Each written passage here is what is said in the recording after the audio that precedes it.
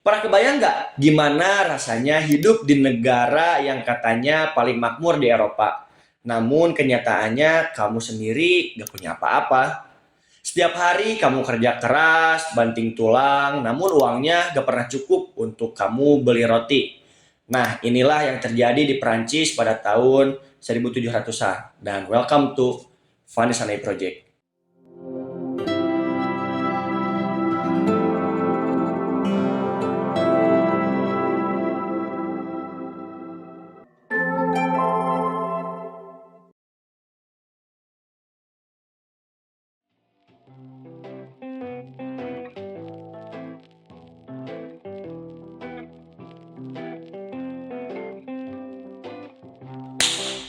Oke, Prancis pada abad 17 adalah negara yang sangat megah, namun di dalam negaranya itu sangat busuk. Rakyatnya kelaparan, negaranya bangkrut, dan juga penguasanya itu ya sangat-sangat brengsek. Raja yang memimpin pada saat itu adalah Louis ke-16. Dia bukan raja yang kejam, diktator, namun dia adalah raja yang lemah. Dia juga sering bingung pada saat mau melakukan keputusan untuk masyarakat. Setiap ada masalah, dia selalu menyerahkan semua urusannya kepada penasihatnya. Seolah-olah dia itu berharap semuanya akan beres dengan sendirinya. Dan yang lebih memperburuk keadaannya, ratu pada saat itu adalah Marie Antoinette. Nah, Marie ini adalah wanita cantik yang berasal dari Austria, yang jadi simbol kekayaan dan juga kesombongan dari istana Prancis pada saat itu. Namanya sering disebutkan setiap kali rakyat sedang kelaparan atau sedang tersiksa karena keadaan. Ratu ini memiliki image yang buruk di masyarakat. Bahkan sampai sekarang ada omongan ratu yang masih terkenal, yaitu jika kamu gak punya roti, ya makan kue aja. Seperti ini. Ya, meskipun kalimat itu tidak terbukti kebenarannya, namun image dari sang ratu ini sudah sangat buruk di kalangan masyarakat Prancis pada saat itu. Sementara itu, kondisi Prancis makin kacau pada saat itu. Utang menumpuk karena perang, terutama mereka membantu revolusi dari Amerika. Pajak naik gila-gilaan, tapi anehnya yang kena pajak itu ya rakyat-rakyat yang di bawah, bukan bangsawan ataupun pendeta. Nah, mereka berdua ini bebas terkena dari pajak. Makanya rakyat sangat marah kepada pemerintahan Prancis pada saat itu. Rakyat mulai kehilangan harapan, yang dimana harusnya pemimpin tuh menjadi simbol yang melindungi, tetapi mereka malah menindas rakyat dengan semena-menanya. Dan inilah yang akan menjadi titik balik dari revolusi Prancis.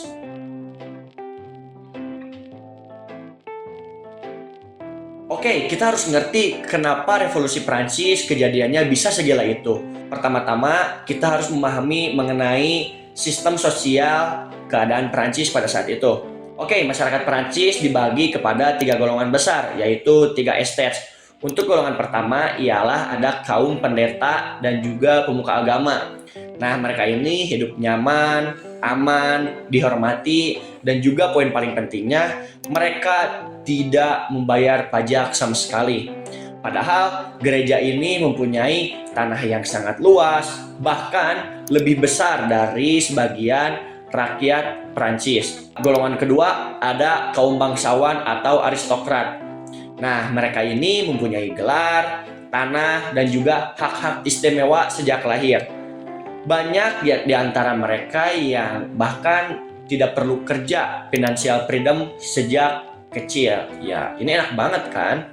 Dan juga benar, mereka bebas dari pajak. Dan golongan ketiga, golongan yang paling besar, paling miskin adalah rakyat biasa. Mereka ini adalah petani, pedagang kecil, pekerja buruh, dan juga mereka ini yang membuat negara Prancis bisa hidup. Dan anehnya, mereka adalah satu-satunya yang diwajibkan untuk membayar pajak. Kamu kebayang nggak hidup di keadaan seperti itu? Kamu kerja siang malam, kerja rodi kayak kuda, namun kamu gak dapat uangnya sama sekali, malah habis dipakai pajak. Nah, begitulah keadaan Prancis pada saat itu. mereka mengalami krisis ekonomi keuangan negara yang sangat parah. Nah, mengatasi hal itu, Menteri Keuangan pada saat itu yaitu Bapak Colbert, dia memberikan saran kepada raja bahwa jangan rakyat aja nih yang dikasih pajak, melainkan pendeta dan juga bangsawan juga dikasih pajak. Namun, ya begitu, para bangsawan dan juga pendeta menolak untuk membayar pajak karena dianggap pajak itu hanya harus dibayar oleh masyarakat rendah.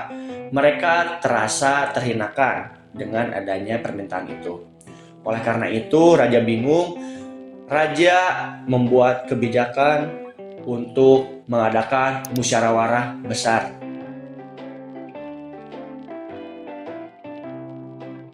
Nah, musyawarah besar ini dihadiri oleh 3 golongan tadi yang dinamakan dengan Estes General. Nah, Estes General ini tidak pernah terjadi selama 170 tahun lamanya.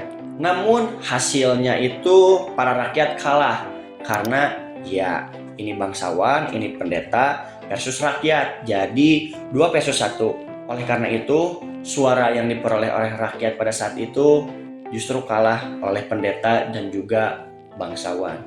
Nah, karena hasil keputusan itu, ini adalah awal mula kehancuran dari Prancis. Golongan ketiga, yaitu golongan masyarakat biasa, mereka mulai membentuk lembaga baru yang disebut Majelis Nasional atau National Assembly.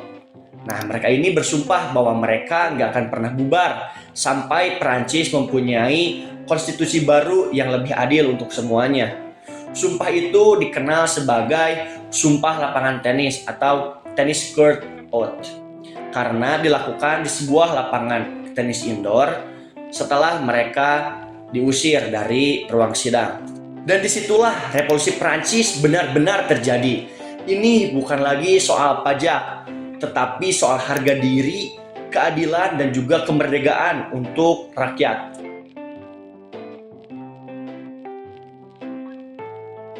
Setelah golongan ketiga ini mulai membentuk Majelis Nasional, suasana di Perancis sangat berubah total. Rakyat mulai sadar mereka ini punya kekuatan, dan kekuatan itu bukan cuma dari suara, melainkan dari jumlah. Nah, dari desa ke desa, kota ke kota, kabar tentang Majelis Nasional ini menyebar dengan sangat cepat. Orang-orang mulai berani bicara tentang kemerdekaan, kesetaraan, dan juga keadilan. Kata-kata itu yang dulunya adalah tabu, namun kini menjadi semangat yang baru. Dan bahasa terkenal dari Perancisnya adalah ini. Keadaan semakin panas.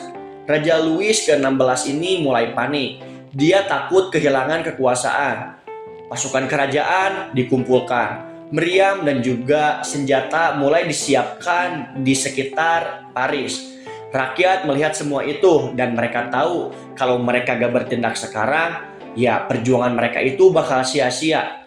Dan inilah titiknya pada 14 Juli 1789, ribuan rakyat Paris bergerak menuju penjara Bastille. Nah, ini adalah simbol kekuasaan absolut raja, yaitu tempat di mana orang-orang yang menentang untuk istana ini dikurung tanpa pengadilan. Awalnya mereka cuma mau minta senjata dan juga bubuk mesiu, tetapi tentara kerajaan menolak. Nah, karena hal itu ketegangan meledak dan juga terjadi baku tembak. Rakyat dengan peralatan seadanya mulai melawan kepada tentara bersenjata lengkap. Darah mengalir di jalanan Paris, teriakan kemerdekaan menggema di udara, dan akhirnya gerbang Bastille runtuh. Penjara itu direbut oleh rakyat. Nah, hari itu adalah simbol kebangkitan rakyat Prancis. Bukan cuma karena mereka menang, tetapi karena mereka juga membuktikan satu hal, bahwa rakyat yang bersatu tidak bisa dikalahkan.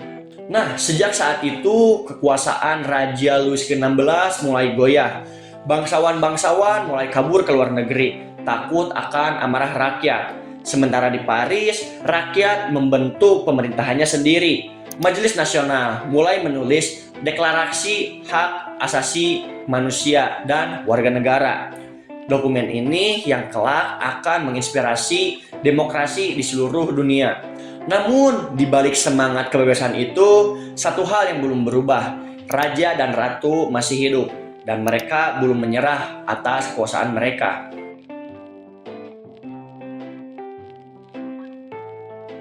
Setelah penyerbuan ke penjara tadi, Prancis mulai berubah total. Majelis Nasional mulai berkuasa, rakyat punya suara, dan juga kekuasaan raja hanya tinggal nama. Tapi meskipun keadaan di luar mulai berubah, di dalam istana Raja Louis ke-16 dan Marie Antoinette masih hidup di dalam kehidupan gemerlap mereka. Mereka nggak percaya bahwa sistem monarki bisa runtuh. Mereka yakin ini semua cuma badai kecil yang akan berlalu. Namun badai itu malah menjadi makin besar. Setiap hari rakyat makin marah.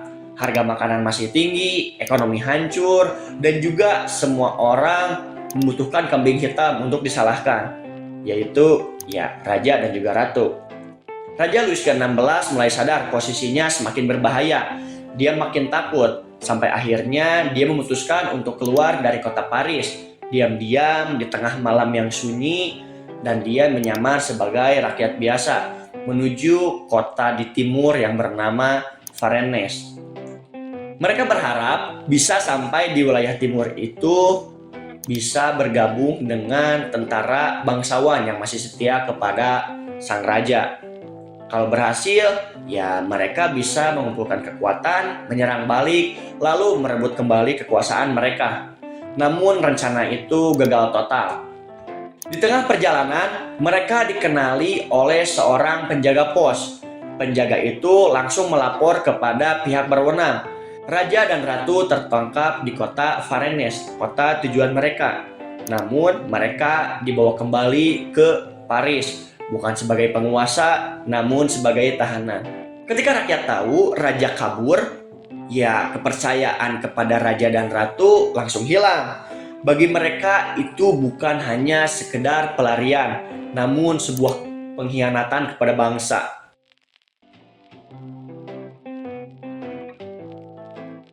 Sejak saat itu, tidak ada lagi jalan kembali. Majelis Nasional memutuskan untuk menghapus sistem kerajaan.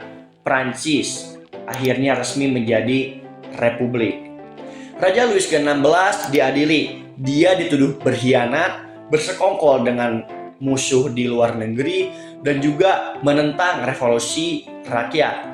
Sidang berjalan dengan cepat, dan akhirnya pada tanggal 21 Januari 1793, keputusan dijatuhkan bahwa raja dan ratu harus mati. Nah, di pagi hari itu, Raja Louis ke-16 berdiri di guillotine. Itu adalah alat untuk memenggal kepala. Ribuan orang memenuhi lapangan, menonton diam-diam. Bahkan sebelum pisau jatuh, rakyat sudah bersorak. Lalu beberapa bulan setelahnya, Ratu Marie Antoinette juga menyusul nasib suaminya.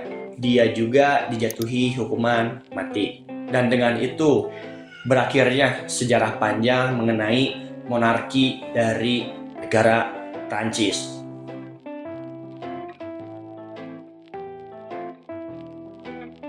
Oke, jadi itu adalah latar belakang terjadinya Revolusi Prancis. Namun rangkaian kegiatan dari Revolusi Prancis ini tidak hanya sampai sini. Banyak sekali kegiatan mulai dari hancurnya negara, kacau balau, sampai pahlawan Prancis pada saat itu. Kalau kalian pengen konten ini lanjut ke tahap berikutnya, kalian bisa tulis di kolom komentar. Terima kasih telah menyaksikan video gue, and bye-bye.